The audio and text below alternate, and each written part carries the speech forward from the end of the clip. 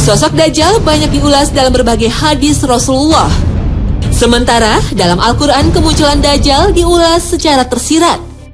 Yawma ya'ti ba'du ayati rabbika la yanfa'u nafsan imanuha lam takun amanat min qablu aw kasabat fi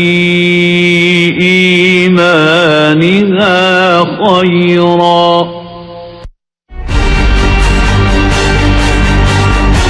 Secara fisik, Dajjal adalah seseorang dari bangsa manusia yang matanya buta sebelah, tapi memiliki ciri khusus. Pada dahinya tertulis sebuah kalimat dalam huruf Arab, yaitu kafaro, yang berarti kafir. Namun tulisan ini tak bisa dibaca oleh semua umat manusia. Hanya kaum yang beriman sajalah yang mampu membacanya. Penampakan fisik Dajjal lainnya adalah bertubuh sangat besar dan berambut amat keriting. Pada hari akhir, Dajjal merupakan ujian besar umat manusia yang beriman pada Allah Subhanahu wa Ta'ala. Dajjal akan muncul dan menyatakan bahwa dirinya adalah Tuhan. Na'udzubillah min zalik. Dajjal akan tinggal di muka bumi selama 40 hari. Tetapi hari kemunculan Dajjal tidaklah sama dengan hari umat manusia. Hari pertama kemunculan Dajjal akan berlangsung selama 1 tahun. Sedangkan hari kedua akan berlangsung selama sebulan. Hari ketiga lamanya seminggu.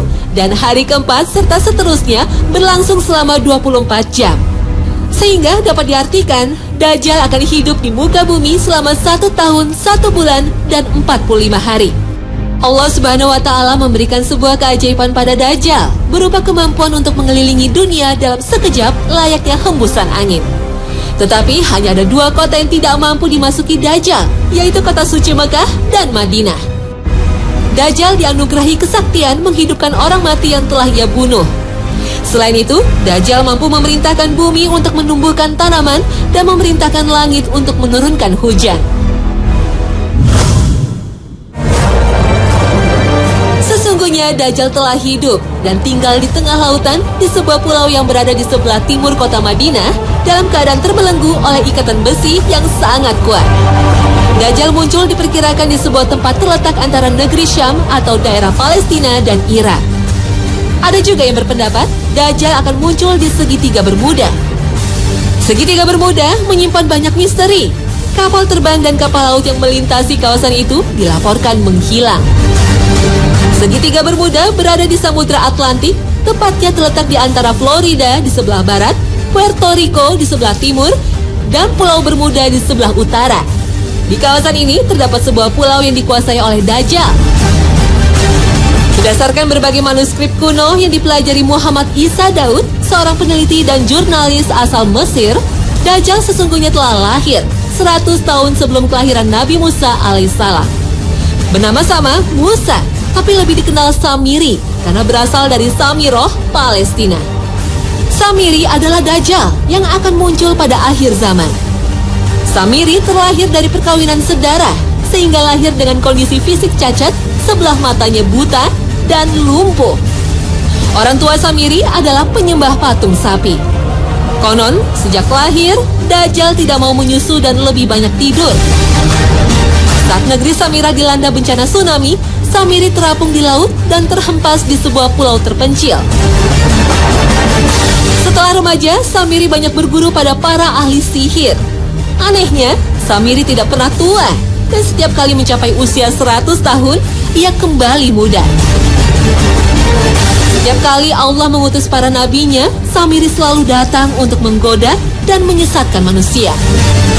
Pada masa Nabi Musa, Samiri alias Dajjal membuat patung sapi untuk disembah kaum Nabi Israel. Dan pada masa Nabi Isa alaihissalam, Samiri juga berusaha menghasut para pembesar Yahudi untuk membunuh Nabi Isa. Kemudian menyesatkan para pengikut Nabi Isa dengan memperkenalkan ajaran Trinitas, penebusan dosa, dan menghalalkan babi serta riba. Pada masa Nabi Muhammad SAW, Samiri juga berusaha menghasut kaum Yahudi untuk memberontak terhadap Nabi Muhammad. Dan sepeninggal Rasulullah, Samiri makin leluasa untuk membuat perpecahan umat Islam. Dan pada era modern, sifat-sifat Dajjal telah menyesatkan manusia dengan memperkenalkan berbagai ideologi seperti sosialisme, kapitalisme, dan humanisme. Sifat Dajjal juga mendidik orang-orang terbaik Yahudi untuk membuat gerakan Zionisme. Sifat Dajjal juga berhasil membuat tipu daya dalam dunia sains dan politik. Perang dunia merupakan salah satu bukti kesuksesan Dajjal dalam menebar teror dan kejahatan di muka bumi. Dajjal dan pasukannya juga berhasil mengendalikan dunia dengan menguasai elit politik Amerika Serikat dan mata uang dolar.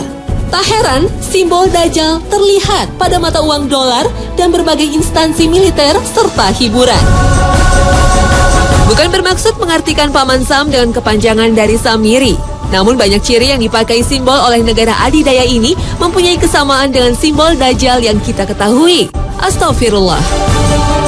Sebelum kelahiran Nabi Muhammad, Dajjal sempat terpasung di sebuah gua selama 63 tahun dan dijaga makhluk berbulu tebal. Setelah bebas, ia mengembara dan menyesatkan manusia di berbagai belahan dunia, hingga ia bertemu setan di kawasan segitiga Bermuda. Dan menjelang kiamat, ia akan kembali muncul, mengaku sebagai Tuhan. Benarkah kisah ini? Wallahu a'lam. Namun, asal-usul Dajjal masih misterius. Sebagaimana iblis, Dajjal adalah makhluk yang ditangguhkan kematiannya oleh Allah. Meski usianya lebih dari 4.000 tahun, tapi fisiknya masih muda dan tak ada yang menandingi kekuatannya.